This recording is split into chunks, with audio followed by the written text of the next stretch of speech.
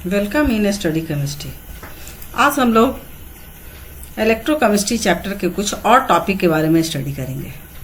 कल हम लोगों ने पढ़ा था इलेक्ट्रोड पोटेंशियल के बारे में, आज हम लोग पढ़ेंगे सेल पोटेंशियल के बारे में। सबसे पहले हम लोग ये जान लें कि दोनों में डिफरेंस क्या है। तो इलेक्ट्रोड पोटेंशियल जो हम लोग पता करते हैं तो वो है हाफ सेल के लिए।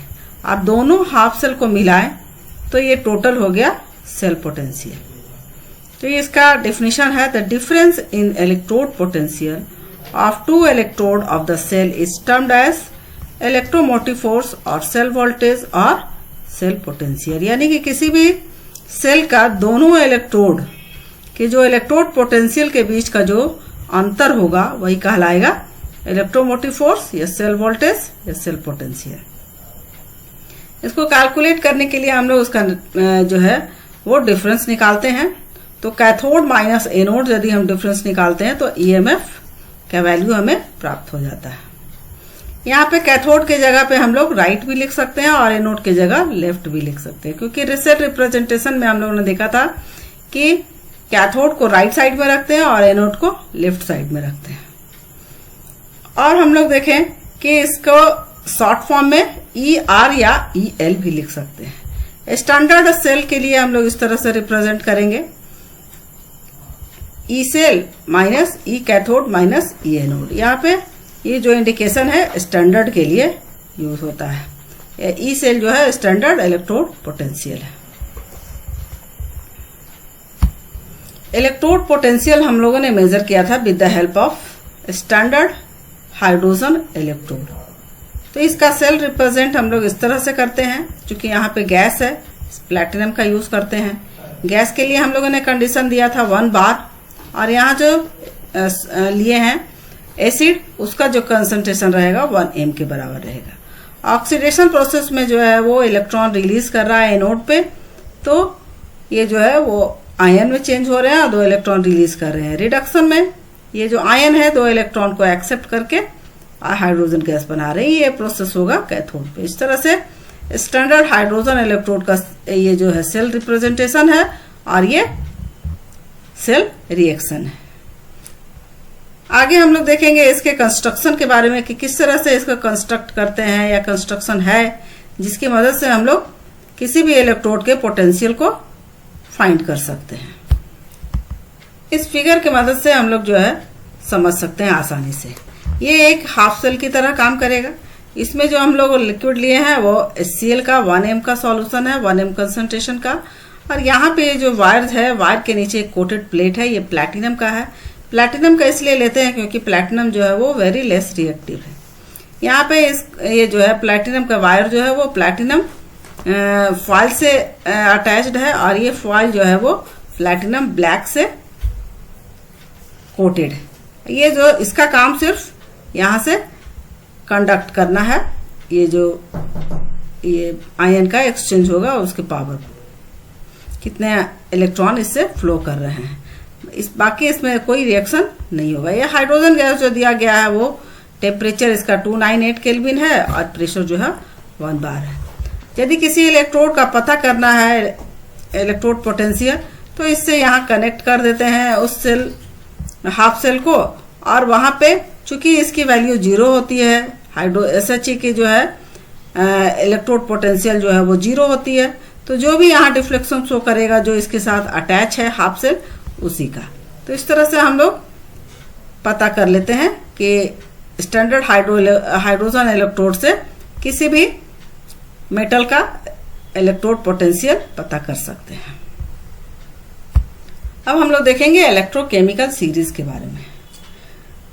SHE की मदद से यानी स्टैंडर्ड हाइड्रोजन इलेक्ट्रोड की मदद से बहुत सारे मेटल का हम लोग इलेक्ट्रोड पोटेंशियल पता कर सकते हैं।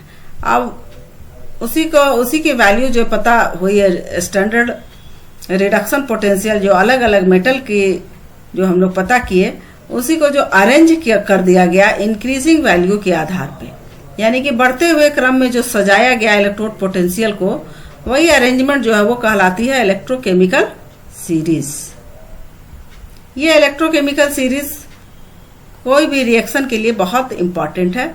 इससे जो है वो कौन से रिएक्शन होगी या नहीं होगी, या किसका ऑक्सीडाइजिंग पावर ज़्यादा है या किसका कम है, कौन से रिएक्शन होगी या नहीं होगी, ये सारे के बारे में हम लोग पता कर सकते हैं। यहाँ इस टेबल में हम लोग देखेंगे कि जो स्टैंडर्ड इलेक्ट्रोड पोटेंशियल है अलग अलग एलिमेंट्स का, वो यहाँ अरेंज किया गया है increasing order of their reduction potential के आधार पे, जो एसएचई की मदद से फाइंड किया हुआ है। ये अरेंजमेंट जो है ये वेरी वेरी इंपॉर्टेंट है किसी भी एलिमेंट के रिएक्टिविटी के बारे में पता करने के लिए। यहाँ पे ये जो है ये लिथियम, पोटेशियम, बेरियम और जो भी एलिमेंट जो है अरेंज किए गए हैं, ये शो करते हैं कि कौन ज़्यादा रिएक्टिव है, कौन लेस रिएक्टिव है। जो सबसे हाईयर पे है वो ज़्यादा रिएक्टिव है, और जैसे जैसे इसकी वैल्यू ये आते जा रही है पॉजिटिव में, वो लेस रिएक्टिव होते जा रही है। यहाँ हाइड्रोजन जो है, हाइड्रोजन वेरी वेरी इंपॉर्टेंट है कि इसकी वैल्यू कितनी है, तो 0 है, इसके इलेक्ट्रोड पोटेंशियल 0 है। और इसके ऊपर जो भी है एलिमेंट, वो जो है हाइड्रोजन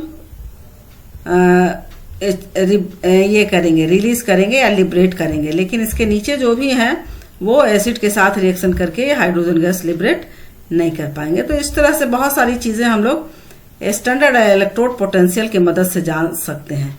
नीचे हम लोग देखेंगे और कि क्या क्या इसका एप्लीकेशन है, उसके बारे में अभी हम लोग और आगे स्टडी करते हैं।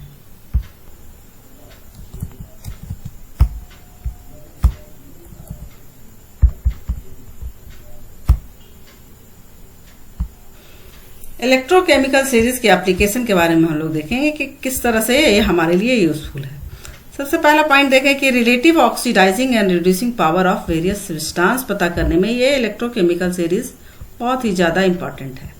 यहाँ पे जो हायर रिडक्शन पोटेंशियल वाले होंगे वो स्ट्रॉन्ग ऑक्सीडाइजिंग एजेंट होंगे, और जो लोअर रिडक्शन पोटेंशियल वाले होंगे वो स्ट्रॉन्ग रिड्यूसिंग एजेंट होंगे। फिर दूसरा देखते हैं कि ये calculation of standard EMF of the cell पता करने में भी यूजफुल है। कैसे?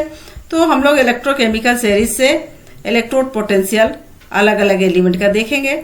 यहाँ पे देखेंगे कि जो कैथोड की तरह काम कर रहा है वहां पे इसकी कैथोड यहाँ पुट करेंगे उसकी वैल्यू, और जो एनोड की तरह काम कर रहा है उसकी वैल्यू यहाँ पुट करेंगे, और दोनों का डिफरेंस निकालने के बाद हम लोग स्टैंडर्ड ईएमएफ कैलकुलेट कर सकते हैं। थर्ड पॉइंट में हम लोग देख सकते हैं कि ये predicting feasibility of redox reaction के बारे में भी ये पता करने में हेल्पफुल है। जनरल वे में जो है कि कोई भी रिएक्शन तब पॉसिबल है जब उसके रिडक्शन पोटेंशियल जो है वो ग्रेटर है किसी दूसरे से, तब वो रिएक्शन जो है वो फिजिबल होगी।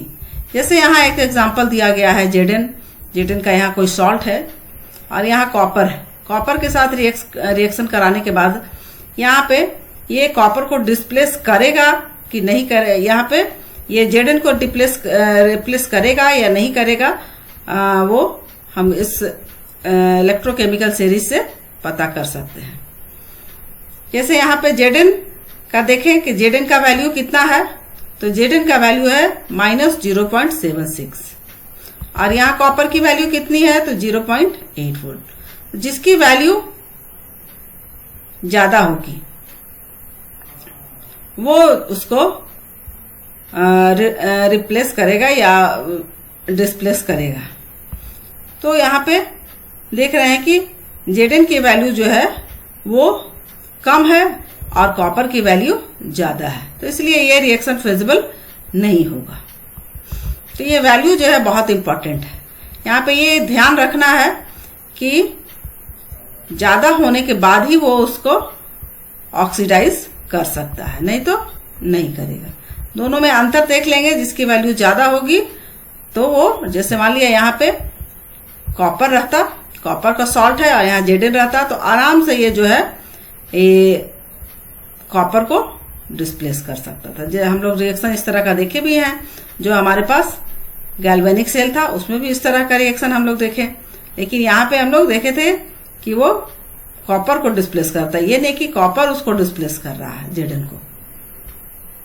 नेक्स्ट देखते हैं कि predicting the capability of metal to displace H2 gas from acid, यानी कि मेटल जो है वो एसिड से हाइड्रोजन गैस लिबरेट करेगा कि नहीं करेगा, वो प्रिडिक्ट करने में भी ये हेल्पफुल है। तो जो मेटल जो है वो हाइड्रोजन से एवब होंगे, ऊपर होंगे। इलेक्ट्रोकेमिकल सीरीज में देख लेंगे कि जो ऊपर है वो जो है एसिड के साथ रिएक्शन करेगा और हाइड्रोजन गैस उससे लिबरेट होगा। लेकिन जो नीचे रहेंगे, जो हाइड्रोजन गैस जो बीच में था, जो देखे थे इलेक्ट्रोकेमिकल सीरीज में जिसकी वैल्यू 0 थी, उसके नीचे जो मेटल हैं वो एसिड से रिएक्ट करेंगे तो वो हाइड्रोजन गैस लिबरेट नहीं होगी उनसे। तो इस तरह से ये रिएक्शन जो है इलेक्ट्रोकेमिकल सीरीज की मदद से हम लोग बहुत सारे रिएक्शन होगी या नहीं होगी ये भी पता कर सकते हैं। इस टॉपिक में हम लोग यहीं तक स्टडी करते हैं। नेक्स्ट जो टॉपिक है और हम लोग आगे नेक्स्ट वीडियो में देखेंगे। Okay, thank you.